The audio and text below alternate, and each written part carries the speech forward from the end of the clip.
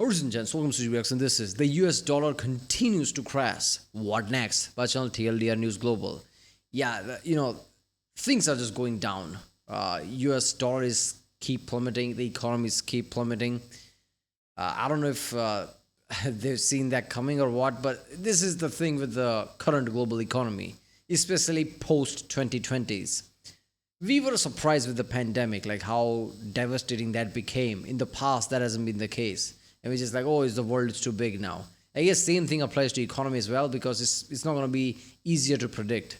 In the past, oh, by the way, if you put tariffs on, US dollar usually strengthens. Oh, that shit is not happening this time. Oh, by the way, people are not investing in like any government things either. So US dollar is plummeting. Economy is plummeting. All right, how bad is this going to be? Like the China tariff is the massive one. If you don't do good business with China, like where does USA go? Because in past 20 years, USA-China relationship is what made both country too rich. One is 40 trillion economy, other is 20 trillion economy. Both benefited. Now if you like cut that off, like where that shit is gonna go, right? Like USA needs other partners, their allies and everything. So I don't know what the end goal is here, but it's gonna be interesting. Let's watch it.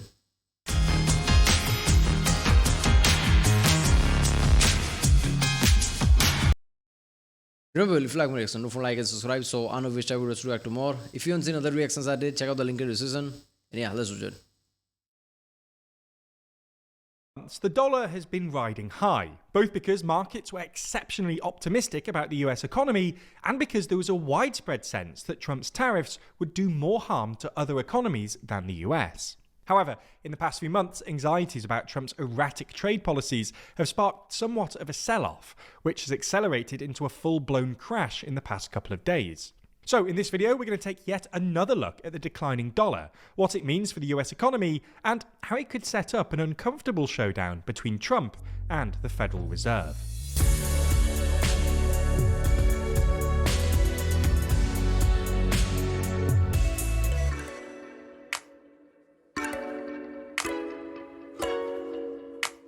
Never miss an episode and always feel in the loop by subscribing and ringing the bell. So let's start with a bit of context. As we've mentioned in previous videos, the dollar was actually riding pretty high until a month or so ago. Once it started looking like Trump might win the election, back in about September last year, the dollar surged against other currencies. The best way to illustrate this is to look at the so-called dollar index, which basically measures the strength of the dollar against a weighted basket of other currencies. According to this index, the dollar rose steadily from late September before peaking in early January at nearly a 3-year high. It's really interesting that everybody from like stock market, Wall Street, everybody was like ecstatic. Oh yeah, Trump won. We're gonna make so much money. Literally opposite of that happened. Doing this, if nothing else, definitely hurt the Wall Street and stocks in general, right? They probably had panic attacks.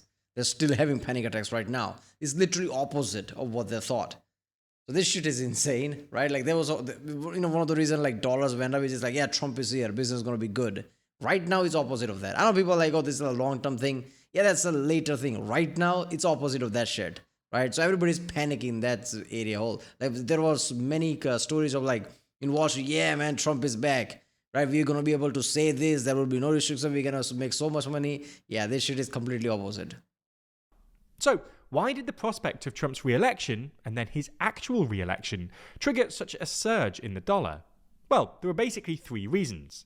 First, investors anticipated that Trump's policies of tax cuts and tariffs would mean higher inflation, which would mean higher interest rates from the Federal Reserve, and therefore make it more attractive to save in dollars.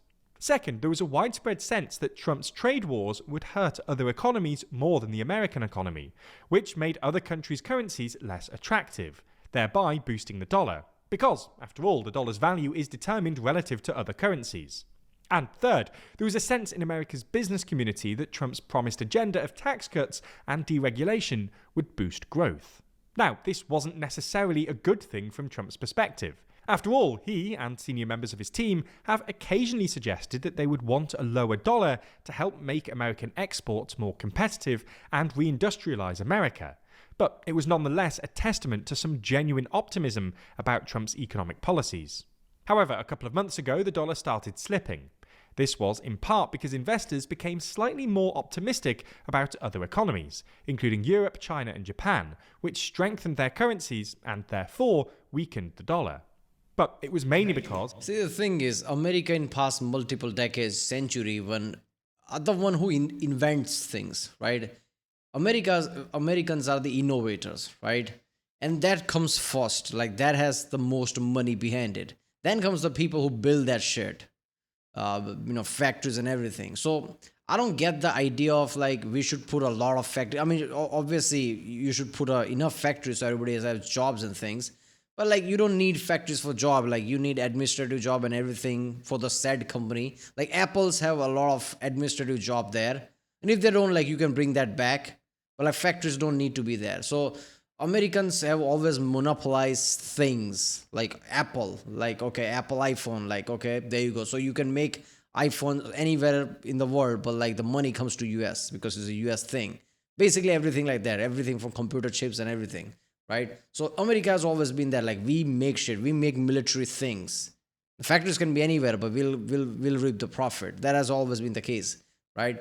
So I don't get the element of like, oh, bring back all the factories and let reindustrialize. Like you don't have to, and I don't know what effect it will have if you try to transition like that. It's not easy. Trying to create that infrastructure and just shift it from somewhere else would take like more than a decade to build like factories, supply lines, and everything. I mean, even then, it was becoming clear that Trump's policies, and especially his tariffs, were just too unpredictable, which was taking a toll on both consumer confidence and business investment.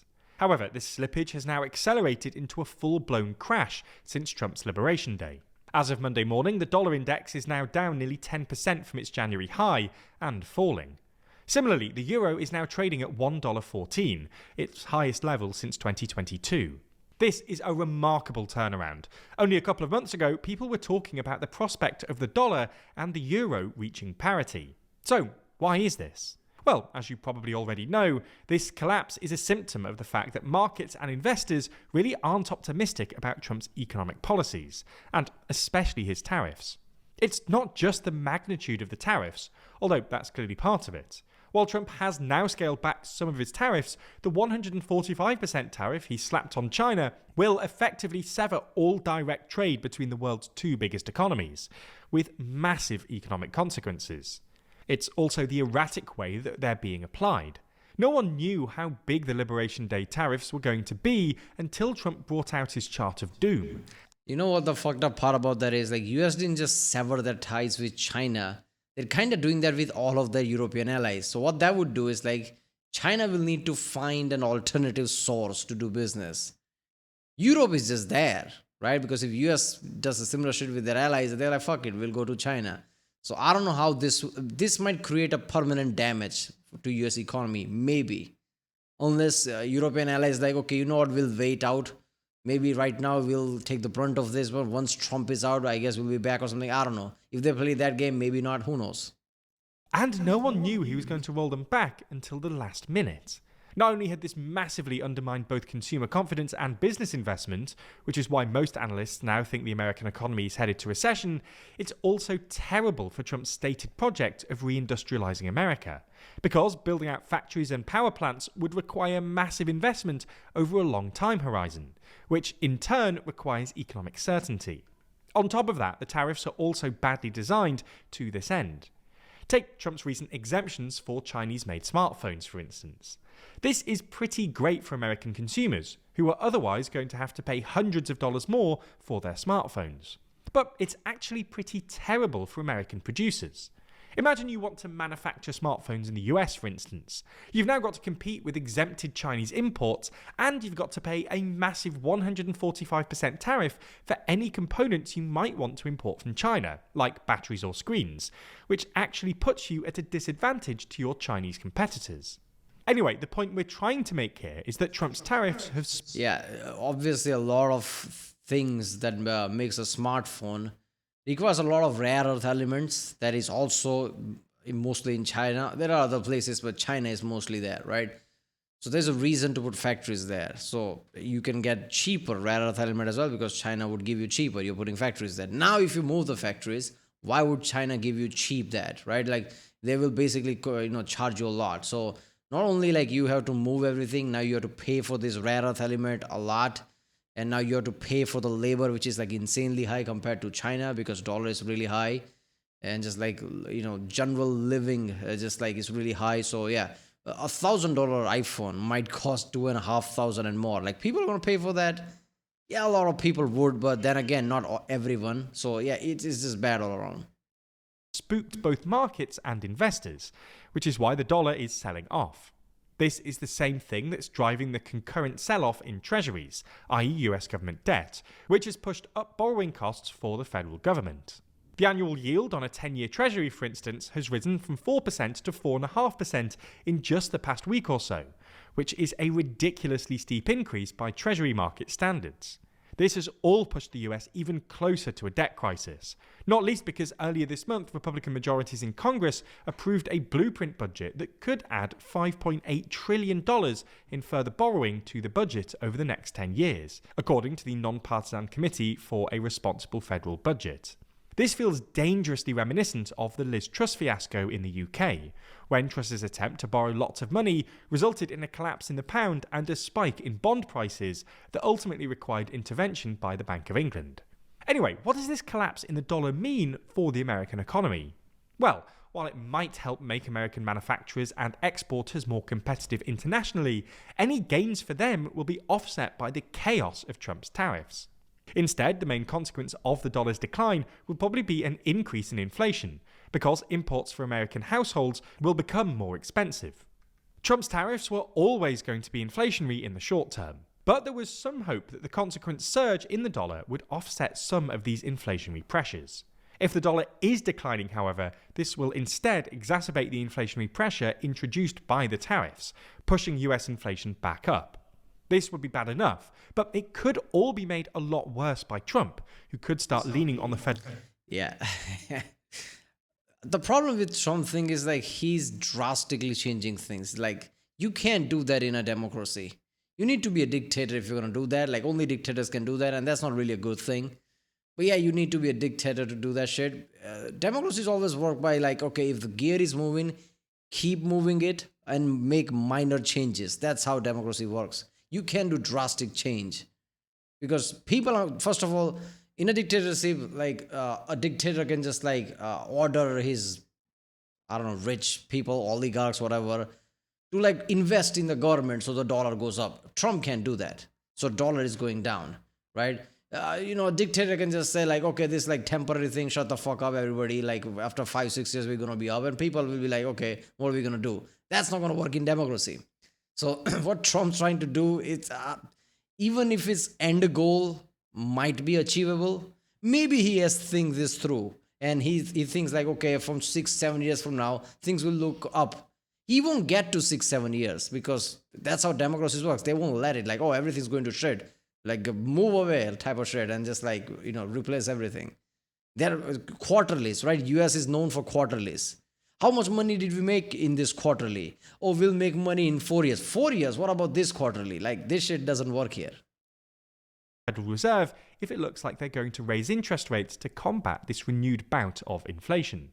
A showdown between Trump and the Fed would really spook markets, and if Trump were to win that showdown, i.e. assert political control over the Fed to push for interest rate cuts, the inflationary risk to the US economy would be massive. Regardless, in 2025, one thing is certain. We can expect the news cycle to continue being dominated by these same major figures. But who's the most influential? In the most recent edition of our magazine, Too Long, we find out. That's because this 72-page issue runs down our official ranking of the world's most influential people, a vote which saw the TLDR team and more than 50... I mean, it's Trump. Let's be honest. There's only one most influential man on the planet. He usually is the president of the United States, and it is now, right? Like, Trump can just do all this tariff shit and world's economy go down. Like, how influential can you get?